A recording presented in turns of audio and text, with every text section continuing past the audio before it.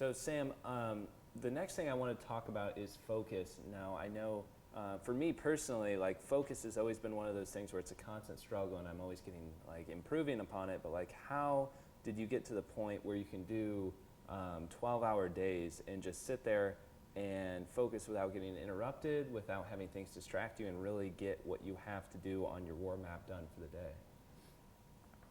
You know, that's like taken me a long time to figure that out because I struggled with it for a long time. And the thing is people try to focus, and it's always really hard to try and do something. Like to try and actually just do it, it's not as simple as that. And so what I find works best is if you like take focus and you turn it upside down. So like you look at what is the opposite of focus. And the opposite of focus is distraction. So if you don't do distraction, then you're doing focus. So the best way I find is to turn focus upside down and then look at every distraction that you have in your whole life, everywhere. Every time you catch yourself getting distracted, like take note of what it is. And then you just have to start getting rid of all of them. So, you know, I've found it very hard to focus and I would always get distracted. But then I started, and I thought it was, it's my fault, I can't focus. But no one can focus when there's all of these distractions everywhere, so you have to get rid of them all. And so I just try and get rid of every single thing that can be a distraction, and then what happens naturally is I just find myself focusing. So it's kind of like a counterintuitive way to look at it, but you know, it's like if I go to work in the morning, I don't check email before I start work. I don't check Facebook. In fact, I pretty much don't even have a Facebook.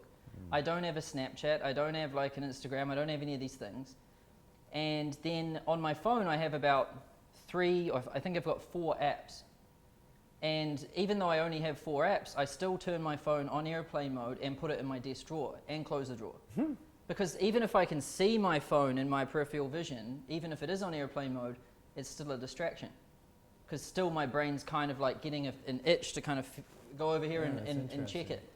So your brain is always like scanning your whole vision, and anything that can trigger a distraction, it is.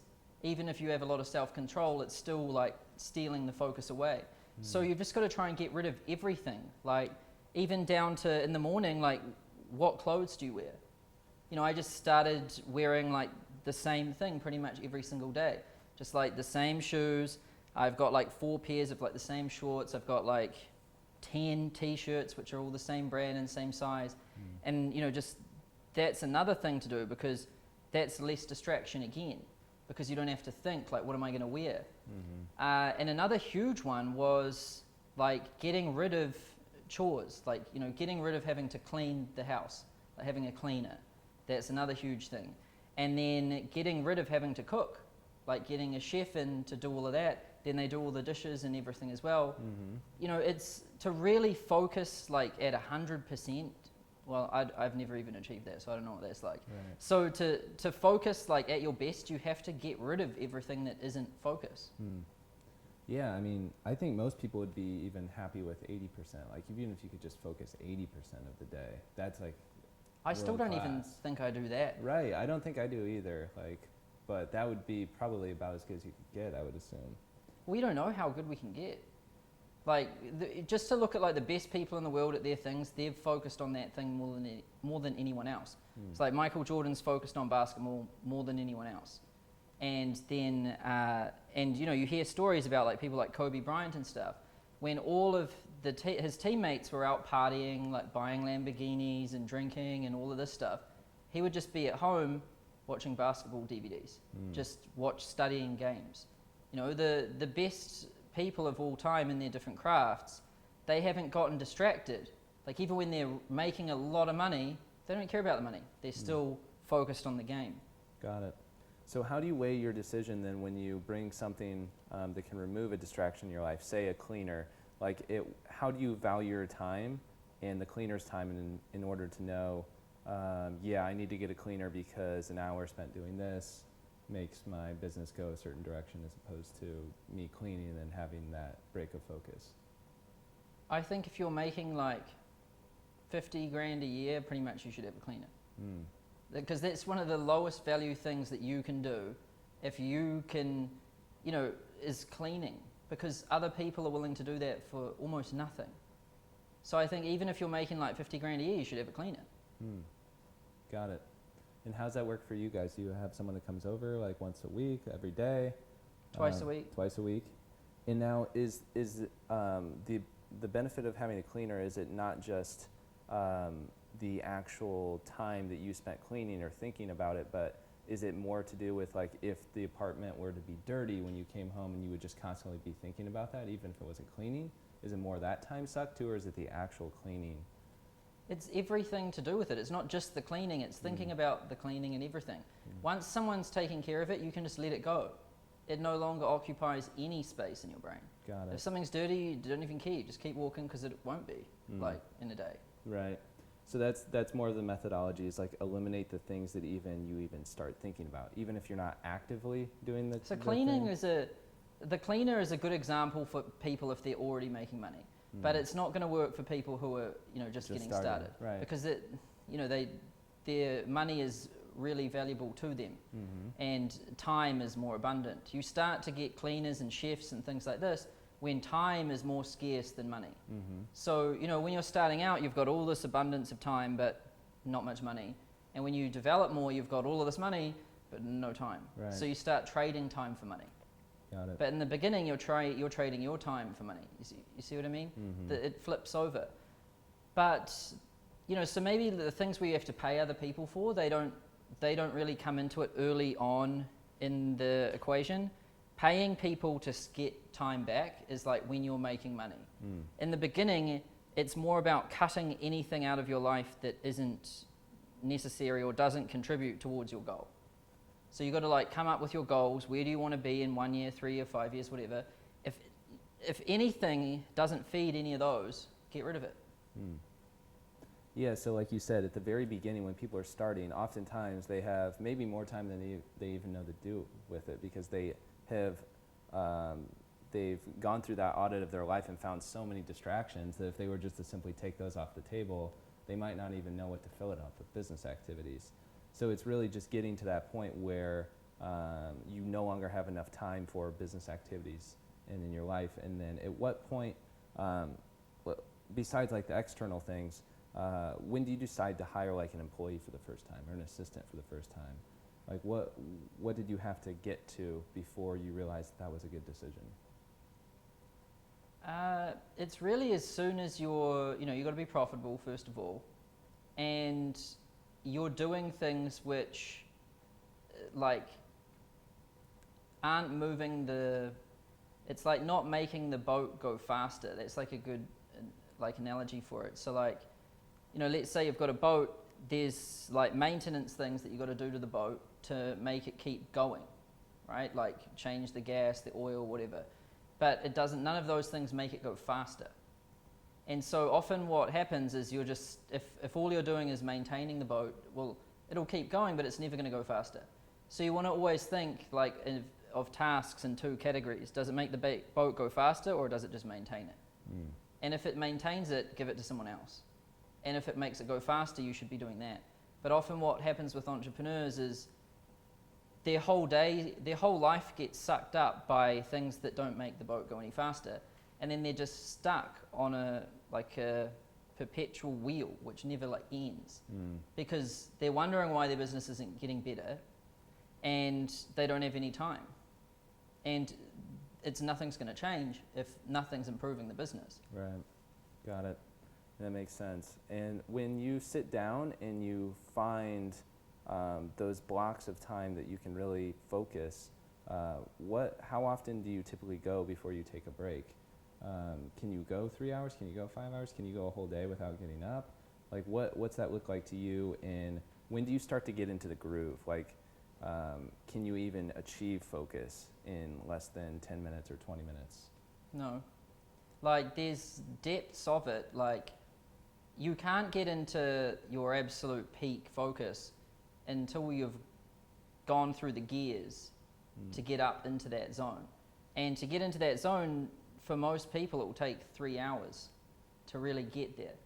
And so really focusing, you don't decide whether you're going to focus or not on like a little task. Really, you decide if you're going to focus for a day or not. So like you can really divide days into two categories. One is like busy work, and then the other one is like the deep work. And if it's busy work, well, you're going to be focusing on like 15 to 30-minute tasks, right? One at a time, just da-da-da-da-da-da. And you want to group all of those things together in, say, like 2 days a week. And then the other 3 days, you want to dedicate those to just focusing on like some key projects which require a huge amount of time. Got it. So for you, what's that look like? Is it like writing or? Well, let's say I've got to make content for like my programs. Some of those videos are like 2 hours long. They might have 300 slides in them and require a lot of research. Each of those videos on average takes me about 15 hours to make from the start to the end. So I would just say, I'd plan, like the night before, I'd say, tomorrow I'm going to make this video. I wake up in the morning and I'd make that video. It takes the whole day. But you can't do anything else. Can't touch email, can't touch your phone, can't talk to a friend, can't do anything. Just that. It's all you were doing. And then, you know, obviously you can't do that forever because all of this chaos builds up everywhere else. And so when you're doing it, you have to get good and you have to get disciplined at just letting chaos happen. So as you start, once you decide to just neglect everything else in the world and just go all in on one thing, your email inbox piles up, different bills like need to get paid, some different person has their little crisis or issue or whatever, people text you, people might try and call you, leave voice messages, you know, all of these different things start happening, but you just have to block them out and not think about them at all. You just have to go all in on this and then, you know, let that stuff pile up, and then, you know, you might go into deep focus for like 2 or 3 days, then do that on like the last day of the week or whatever. Then you're just doing busy work all day, replying to email, paying bills, you know, calling different people, or, you know, handling things like that. Got it. But what people try and do is mix the deep concentrated work with the distraction work, and that doesn't work. It doesn't work at all. And what do you think about, so you schedule that, but I know that sleep also plays a role into it for you too, like, cause you track your sleep now, and how do you know, like, if it's time to audible from what you had planned for the day? Like, let's say you didn't get a good night's sleep, or do you still try to power through it? Some people would say, like, yeah, you just gotta hustle through it. You're gonna be tired, like, just do it, even if the work quality isn't there. How do you feel about that, and where do you draw the line? Well, you know, you always have some nights where you don't have like the best sleep, whatever. And the best thing to always do is just finish the day, give it like your absolute best. And typically it's fine. Like, you know, people can work longer without sleep than what they think. It is important to have like a certain amount, but every now and then you're also supposed to not have that much sleep. Like if you think back into the, you know, early days of like when humans were alive, they would have had to go like hunting like different animals for like 2 nights straight, you know, so they were up for like 48 hours. You don't have the time to think, oh, I'm just going to let this animal go because I need to get my 8 hours. You know what I mean? Yeah. That's what it's like. Like, you want to try and get your 8 hours every night, but sometimes business requires you've got to hunt an animal. Right. Have you ever had like an aha moment in a time of like sleep deprivation where you've been staying up like all night or just didn't get much sleep at all? Yeah, I mean, I've had both. I've had aha moments and I've had making dumb mistakes because I'm too tired. Like, one isn't the answer. You've got to just try and have sleep. Like, it's silly to deprive yourself of it purposefully, but you've also got to know that sometimes you're not going to be able to. Like, you got to just go 2 days sometimes, like without anything. Pretty much most entrepreneurs I know, like they've gone like 2 days before without sleep. Like, it happens. Yeah, you just do what's necessary in that time of need. Got it. Now, as far as like schedule, does that play any role in focus? Like the fact that you have a schedule every single day and it's the same time, or are you able to achieve the same levels of focus even without that? So the key to scheduling is to remove the decision fatigue of like, what should I do? Because most people spend most of their brain energy every day deciding what to do. And that's silly. Like, you should be spending most of your brain power doing the thing instead of deciding what thing to do. So you want to schedule really you want to schedule tomorrow today. So what I do every day at 8 p.m. or 9 p.m. is schedule out tomorrow. And I write down all the things I want to do tomorrow, and then I will schedule them in. And it's pretty much I plan out every half hour from the moment I wake up to the moment I go to sleep. And sometimes you can do that, and you can schedule every 30 minutes, but sometimes the project might be like a deep work thing, like just making one video. My to-do list for that day might literally be just make this video, and that's it. It depends on the type of work. Sometimes your to-do list is just to do this one thing, and sometimes it's to do a whole bunch of different things. Got it. But the key is you have to do it the night before, because when you go to sleep, your brain is doing all of this stuff while you're asleep. Like, I don't know if you've noticed before, but have you ever like woken up in the middle of the night and you're thinking about something, like Facebook ads or like spreadsheets? Mine, I always think about spreadsheets and trying to consolidate different things. And so your brain's like working while you're asleep, and it's actually like getting further towards its goal while it's asleep. So if you set what you're going to do tomorrow and then go to sleep, you've already pretty much figured out like what you're going to do subconsciously, and it makes it much easier to do. It's kind of like if you say, I have to wake up for this flight in the morning, and it's really on your mind when you go to sleep.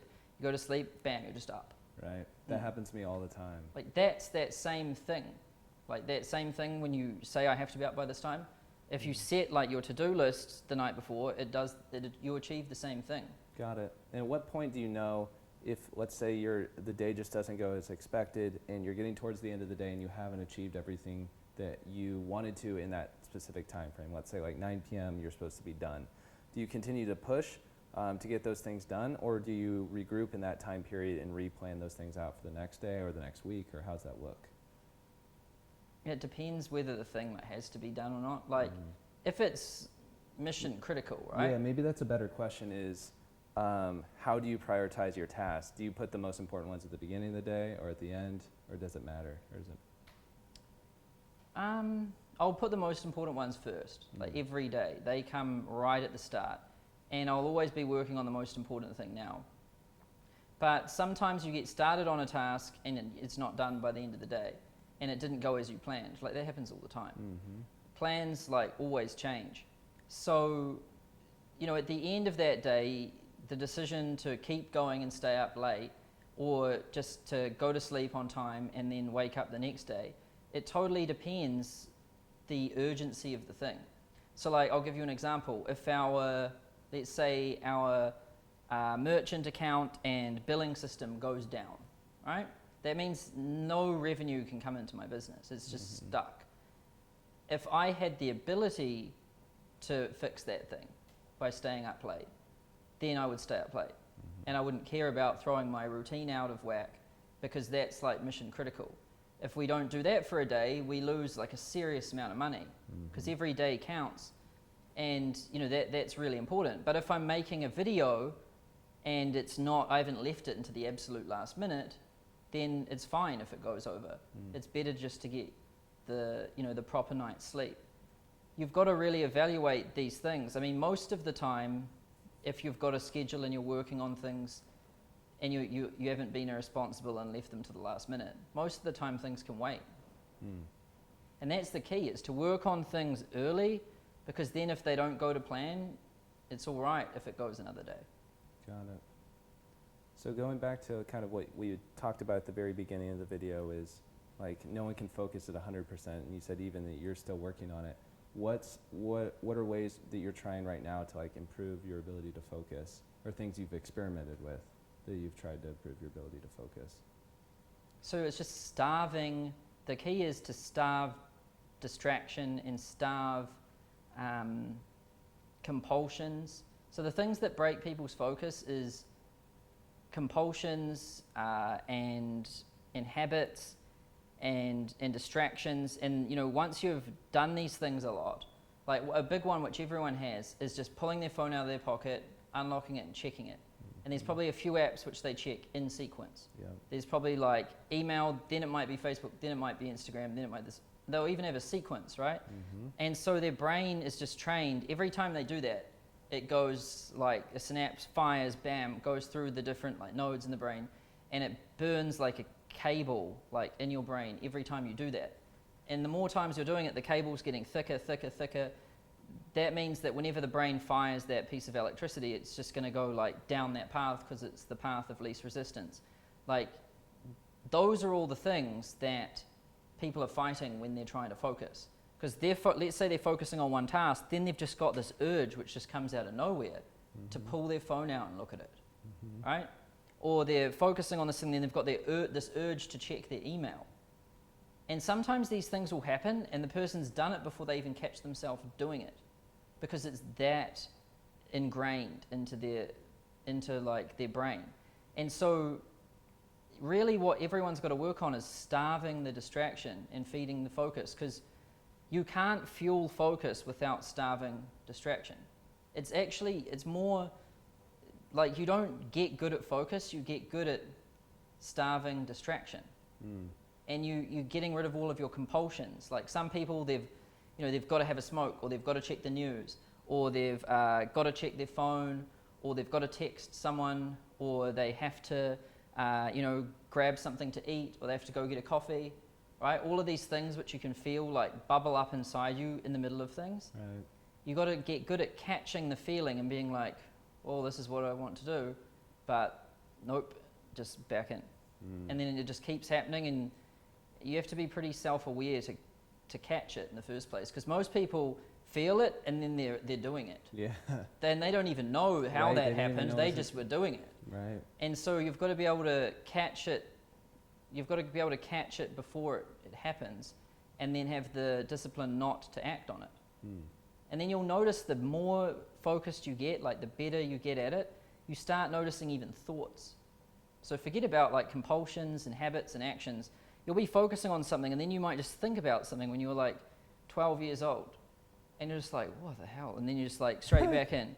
But you get good at even catching every little thought, and you're just like, this is weird. Like you just back in.